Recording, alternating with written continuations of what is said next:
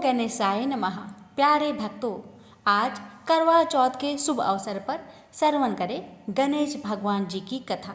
इस कथा को सुनकर अपना व्रत पूर्ण करें। प्रेम से बोलिए गणेश भगवान जी की जय, करवा चौथ माता की जय। अब आइए श्रवण करते हैं कथा। एक गांव में माँ बेटी रहती थी। एक दिन वह अपनी माँ से कहने लगी कि गांव के सब लोग गणेश मेला देखने जा रहे हैं, मैं भी मेला देखने जाऊंगी। माँ ने कहा कि वहाँ बहुत भीड़ होगी, कहीं गिर जाओगी तो चोट लगेगी। लड़की ने माँ की बात न सुनी और मेला देखने चल पड़ी। माँ ने जाने से पहले बेटी को 2 लड्डू दिए और 1 घंटी में पानी दिया। माँ ने कहा कि 1 लड्डू तो गणेश जी को खिला देना और थोड़ा पानी पिला देना, दूसरा लड्डू तुम खा लेना और बचा पानी भी पी लेना। लड़की मेले में चली गई। मेला खत्म होने पर सभी गांव वाले वापस आ गए, लेकिन लड़की नहीं आई। लड़की मेले में गणेश जी के पास बैठ गई और कहने लगी कि 1 लड्डू और पानी गणेश जी तुम्हारे लिए और 1 लड्डू और बाकी बचा पानी मेरे लिए। इस तरह कहते कहते सारी रात बीत गई। गणेश जी ये देखकर सोचने लगे कि अगर मैंने 1 लड्डू और पानी नहीं पिया तो यह अपने घर नहीं जाएगी। यह सोचकर गणेश जी एक लड़के के भेष में आए और उससे 1 लड्डू लेकर खा लिया और साथ ही थोड़ा पानी भी पी लिया। फिर वह कहने लगे कि मांगो, तुम क्या मांगती हो। लड़की मन में सोचने लगी कि क्या मांगू, अन्न मांगू या धन मांगू या अपने लिए अच्छा वर मांगू या खेत मांगू या महल मांगू। वह मन में सोच रही थी तो गणेश जी उसकी मन की बात को जान गए। वह लड़की से बोले कि तुम अपने घर जाओ और तुमने जो भी अपने मन में सोचा है वह सब तुम्हें मिलेगा। लड़की घर पहुंची तो माँ ने पूछा कि इतनी देर कैसे हो गई। बेटी ने कहा कि आपने जैसा कहा था मैंने वैसा ही किया है। और देखते ही देखते जो भी लड़की ने सोचा था वह सब कुछ हो गया। प्रेम से बोलिए गणेश भगवान की जय। एक बार गणेश जी ने पृथ्वी के मनुष्य की परीक्षा लेने का विचार किया। वे अपना रूप बदलकर पृथ्वी पर भ्रमण करने लगे। उन्होंने एक बालक का रूप बना लिया। एक हाथ में 1 चम्मच में दूध ले लिया और दूसरे हाथ में 1 चुटकी चावल ले लिए और गली गली घूमने लगे। साथ ही साथ आवाज लगाते चल रहे थे, कोई मेरे लिए खीर बना दे, कोई मेरे लिए खीर बना दे। कोई भी उन पर ध्यान नहीं दे रहा था, बल्कि लोग उन पर हंस रहे थे। वे लगातार एक गांव के बाद दूसरे गांव इसी तरह चक्कर लगाते हुए पुकारते रहे, पर कोई खीर बनाने के लिए तैयार नहीं था। सुबह से शाम हो गई, गणेश जी लगातार घूमते रहे।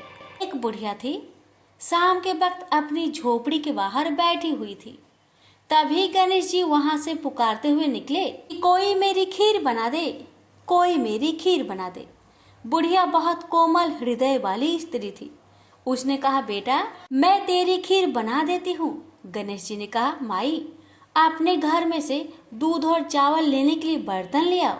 बुढ़िया एक कटोरी लेकर जब झोपड़ी के बाहर आई तो गणेश जी ने कहा, अपने घर का सबसे बड़ा बर्तन लेकर आओ।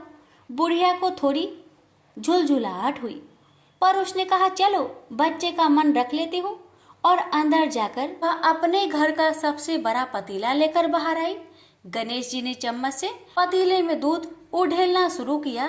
तब बुढ़िया के आश्चर्य की सीमा न रही। जब उसने देखा दूध से पूरा पतीला भर गया है, एक के बाद एक वह बर्तन झोपड़ी से बाहर लाती गई और उसमें गणेश जी दूध भरते चले गए।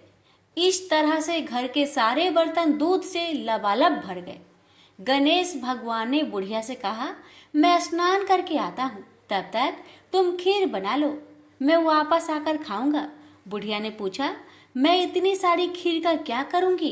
इस पर गणपति जी बोले, सारे गांव को दावत दे दो। बुढ़िया ने बड़े प्यार से मन लगाकर खीर बनाई। खीर की भीनी भीनी मीठी मीठी खुशबू चारों दिशाओं में फैल गई। खीर बनाने के बाद वह हर घर में जाकर खीर खाने का न्योता देने लगी। लोग उस पर हंस रहे थे। बुढ़िया के घर में खाने को दाना नहीं और यह सारे गांव को खीर खाने की दावत दे रही है। लोगों को कौतूहल हुआ और खीर की खुशबू से लोग खींचे चले आए। लो, सारा गांव बुढ़िया के घर में इकट्ठा हो गया। जब बुढ़िया की बहू को दावत की बात मालूम हुई तब वह सबसे पहले वहां पहुंच गई।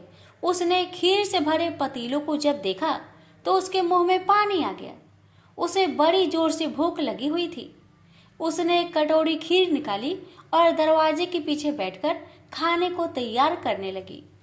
इसी बीच एक छींटा गिर गया और गणपति जी का भोग लग गया और वो प्रसन्न हो गए। अब पूरे गांव को खाने की दावत देकर बुढ़िया वापस अपने घर आई। उसने देखा बालक वापस आ गया था। बुढ़िया ने कहा, बेटा खीर तैयार है, भोग लगा लो।